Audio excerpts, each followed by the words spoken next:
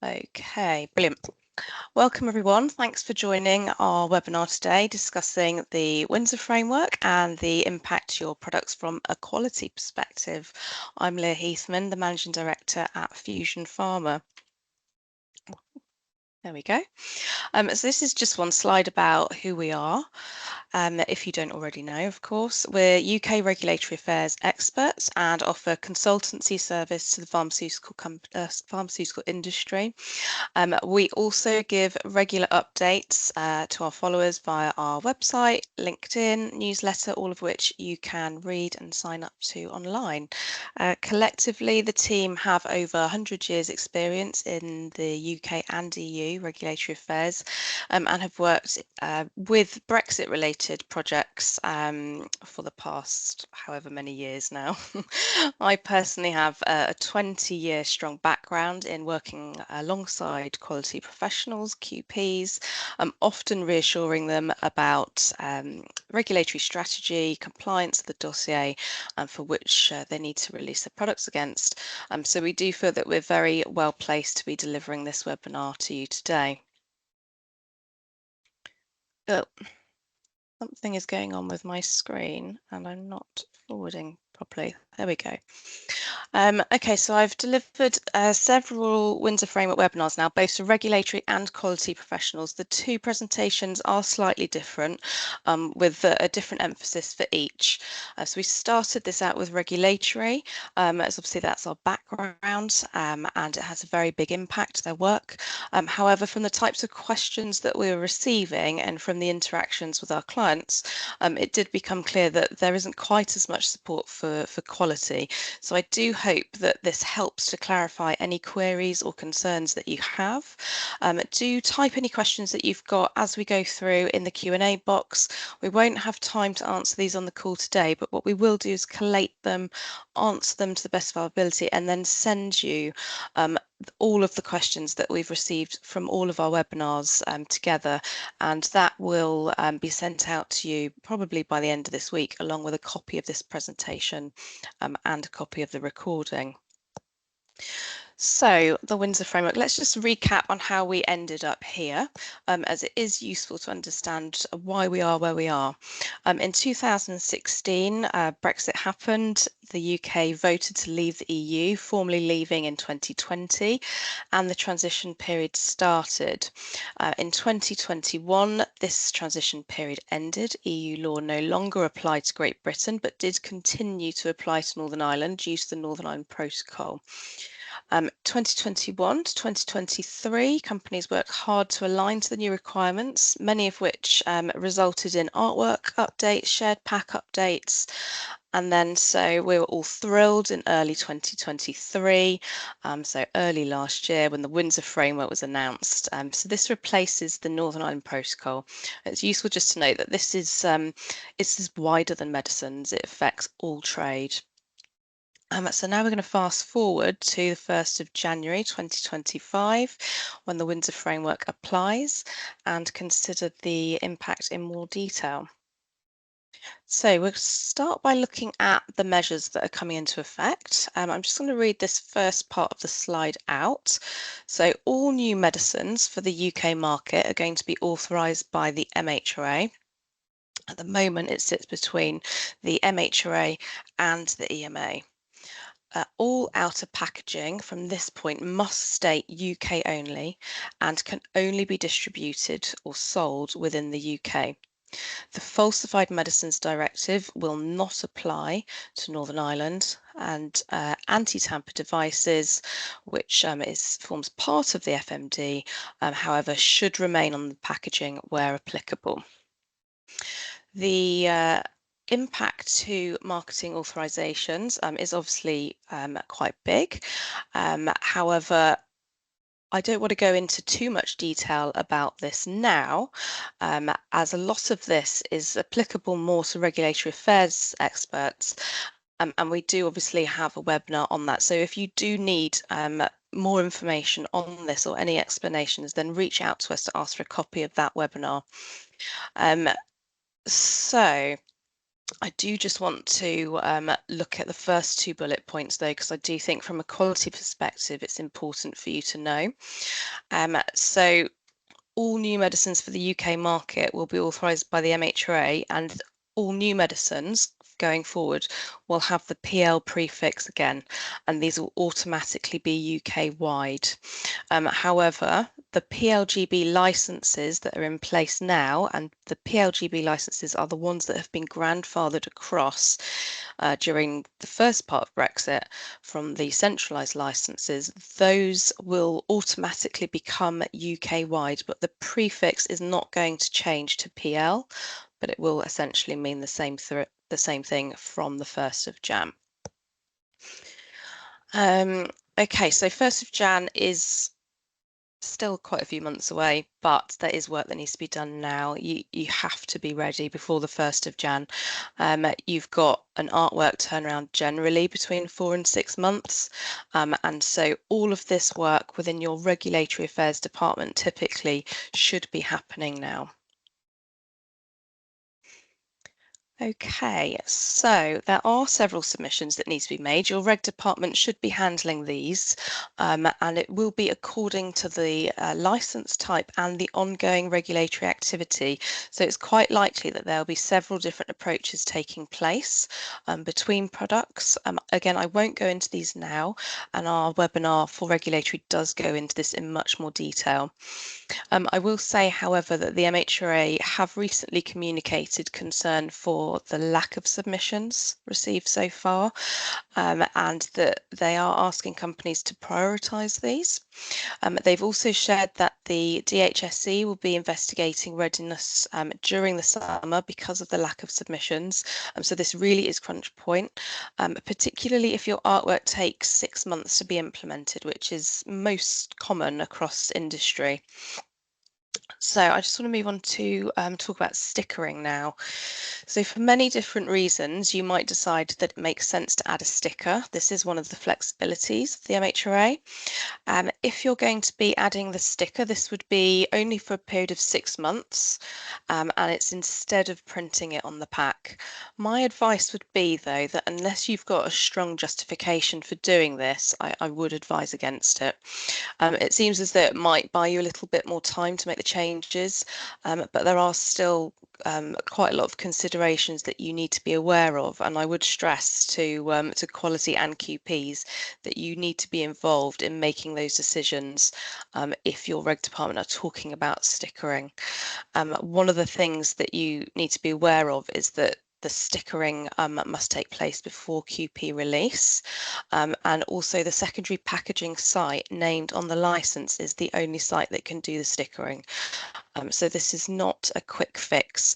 It's not a get out of jail free card, and the flexibility really is only there if there's strong justification within your own systems to make it possible. So definitely review that carefully. Okay, so FMD, this is one that quality it should be really quite involved with. So just a reminder that since Brexit, FMD no longer applies in Great Britain, but from the 1st of Jan, it's extended to include Northern Ireland as well. Really important that you note, until the 1st of Jan, all products going to Northern Ireland must continue to apply FMD.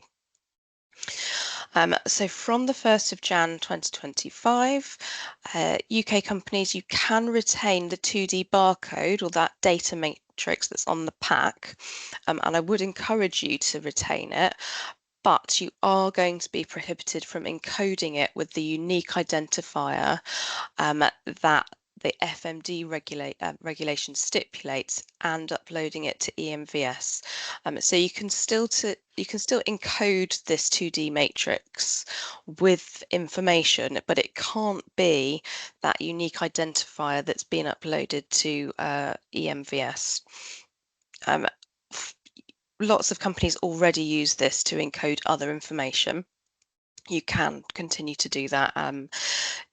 there's also a strong possibility that the UK will at some point in the future, near future, likely have its own FMD equivalent, and therefore you can expect that these barcodes will be able to be encoded with information at that point as well. So I would advise against removing it completely. You are still able to use it, just don't encode it with that unique identifier and upload it to EMVS. If you do, you're not going to be able to release that product or supply it to market if you already have released it. We often get asked, can you stop uploading it now? Some companies are actually following, it's a bit of a Brexit hangover from the first part of Brexit, are still encoding this with the unique identifier and uploading it. It's just not being used in Great Britain at the moment. You can stop doing that now if you want to, but it can't be going to Northern Ireland. Any product going to Northern Ireland up until the 1st of Jan has to have that FMD. And this is going to be really important that you understand who has direct responsibility within your company for applying it or not, and uploading it to the system or not. This isn't typically regulatory. It could fall under quality operations at the site, or it could be a different functions. It's going to be really important that everyone understands who is responsible, either at your manufacturing site or in your company, for doing this.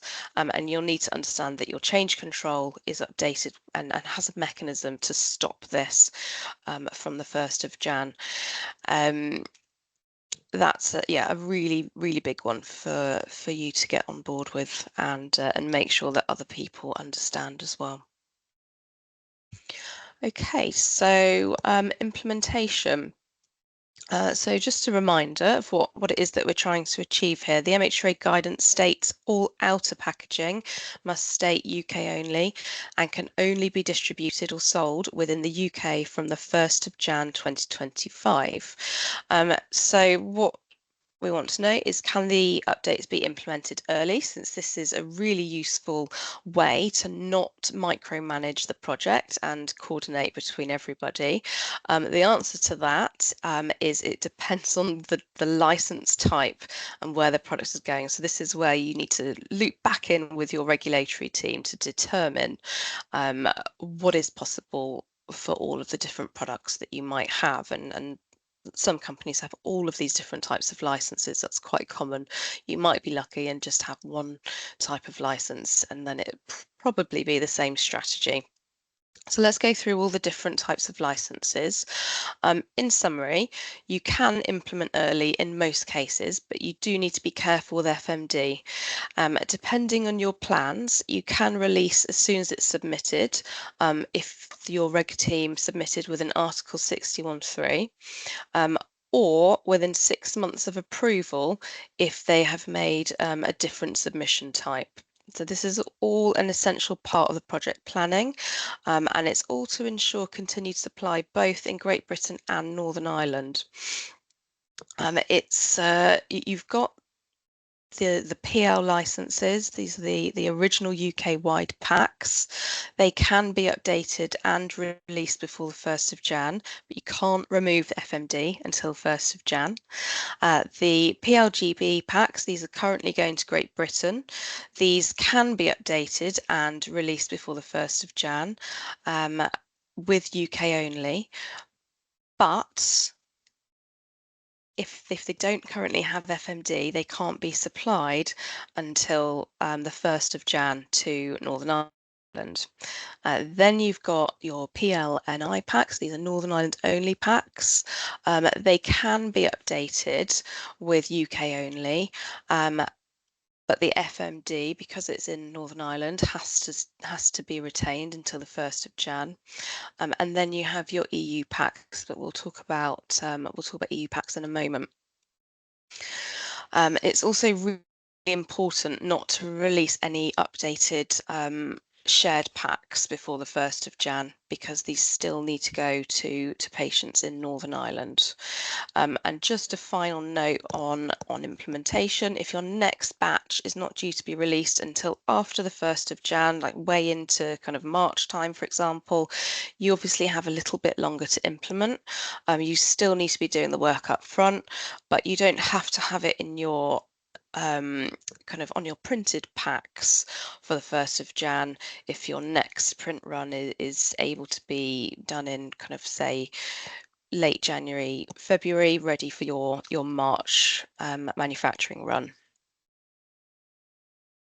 So in terms of supply of existing stock, you'll need to understand that supply chain understand all of this too and have this built into their processes.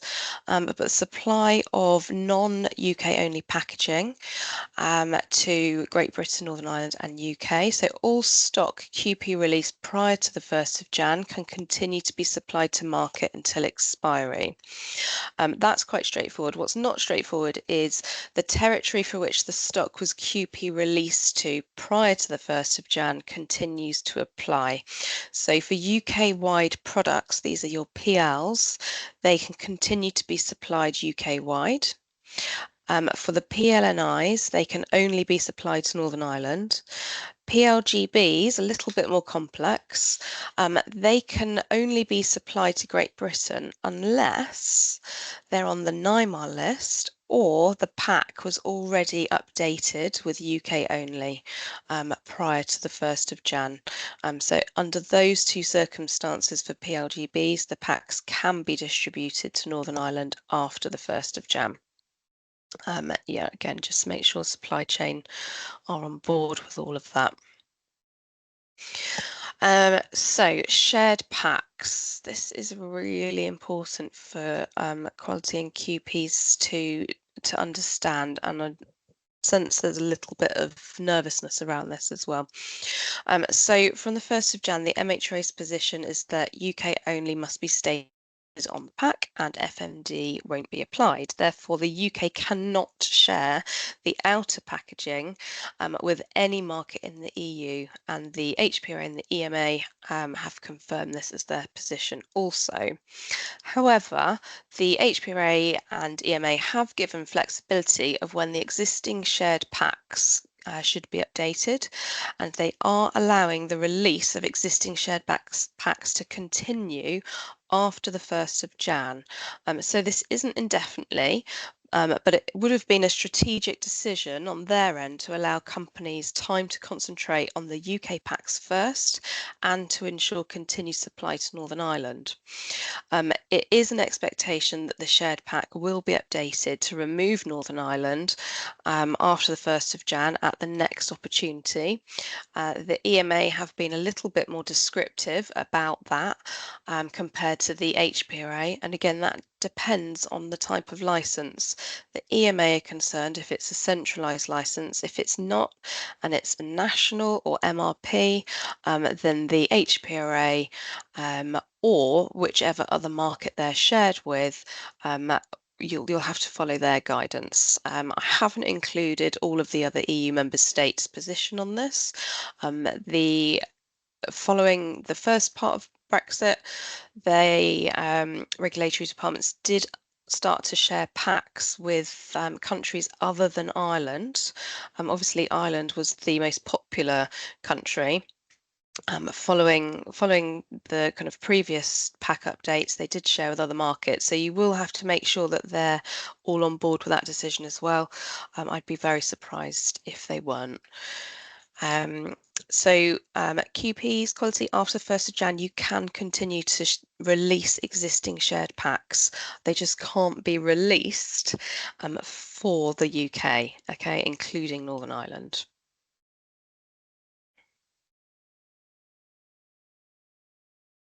Okay, so just before we move on, it's a good point to make you aware we offer a free and confidential 30-minute consultation. Following our previous webinars, we've been able to help countless companies on the spot, whether that be advising on a particular issue, or it might just be running through your plans and confirming that you're on track or not. But don't suffer in silence. If you do think that a call would benefit you, we're more than happy to help on the spot. Please don't hesitate to ask. We are offering this to the first 5 people that send that request into us after this call. So do reach out as soon as possible. We get booked up quite quickly. Okay, so I just want to talk about the health authority flexibilities. I won't read through this because most of it is a recap from the previous slides. Um, but it is really important to utilize and take advantage of these flexibilities because it's going to really help your company with ensuring compliant implementation. It does show that the health authorities understand the burden to industry, and it is a burden. So do take advantage of these. It's a really complex undertaking in most companies, and it will absolutely alleviate the workload by using these. You don't get extra brownie points from the authorities for not taking advantage of this. So absolutely go for it. It's just going to alleviate the workload for everybody. So regulatory, artwork, manufacturing, supply chain. So do make sure that where possible you are making use of these.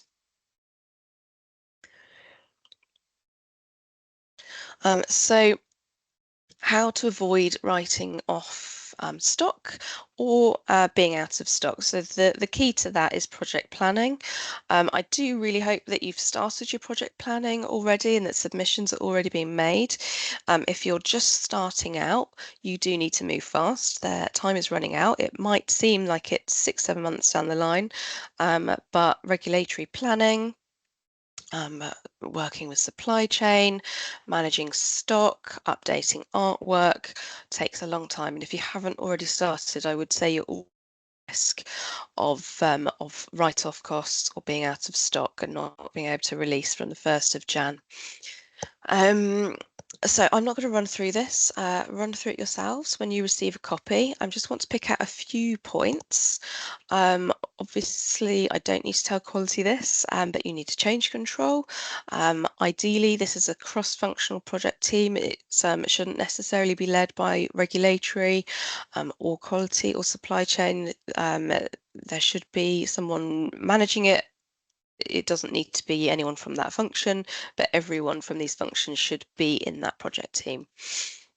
There isn't a one size fits all to approaching this project. All companies are set up differently. Your decisions and strategy are going to depend on how complex your systems are, and obviously all the different types of licenses and what ongoing regulatory activity you have. Just don't underestimate the time it's going to take to plan and implement this, whether you've got a few products or hundreds. And of course, you might need to request resource support as well. That takes time too. Also, the fund doesn't end on the 1st of Jan. You still need to then, well, not you, quality, but regulatory and artwork supply chain still need to then focus on updating all of the shared packs and decommissioning Northern Ireland. If you do think that being out of stock is likely, you need to engage with the DHSC as soon as possible. It could be that NIMAR is a possibility for some of your products. I would just not have that as a backup. I don't think that the DHSC and MHRA are going to be very happy about allowing that flexibility if it's a result of poor planning. But no doubt in some situations they will be flexible, but you must engage with them as soon as possible if you think this is going to be an issue. If you suspect you're going to be out of stock, then the normal reporting lines to the DHSC via the Dash portal still exist. So just some final thoughts before we end, and I am on time, so that's good. Um, so yeah, it is infuriating. Short-term pain, however, I believe will bring long-term benefits by reducing complexity in regulatory, supply chain quality. Um, if you're here today because you're concerned that your regulatory department are not fully up to speed, do reach out to discuss with me your concerns. We can either confirm your suspicions or put your mind at ease. If you think that the webinar that we've got for regulatory would be helpful, let us know. We can point you in the direction of that. But yeah, project planning is key, and time is now running out. Continue your regulatory intelligence as well. Hopefully there won't be too many updates from the authorities now, but you can sign up to your health authority, sign up to our newsletter. You can follow us and your health authorities on LinkedIn.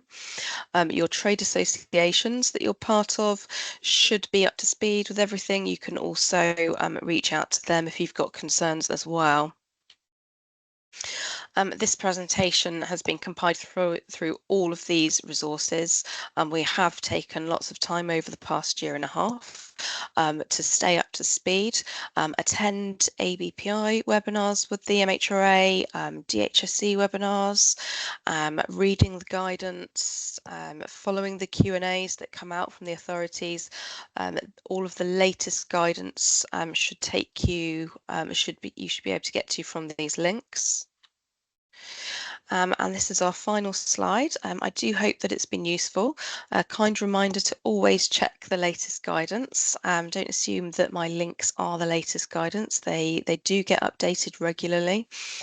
We appreciate this is a complex topic and that all companies are in slightly different situations. So if you do think that you'd benefit from a discussion with us, just reach out. We're more than happy to help you on the spot. And obviously, if you would prefer, we can sign a CDA ahead of that discussion as well. Thank you for joining. We'll leave it open just for a little bit longer to get your questions in. Otherwise, if you think of any more questions after the webinar, then just send us an email as well. Thank you all for joining.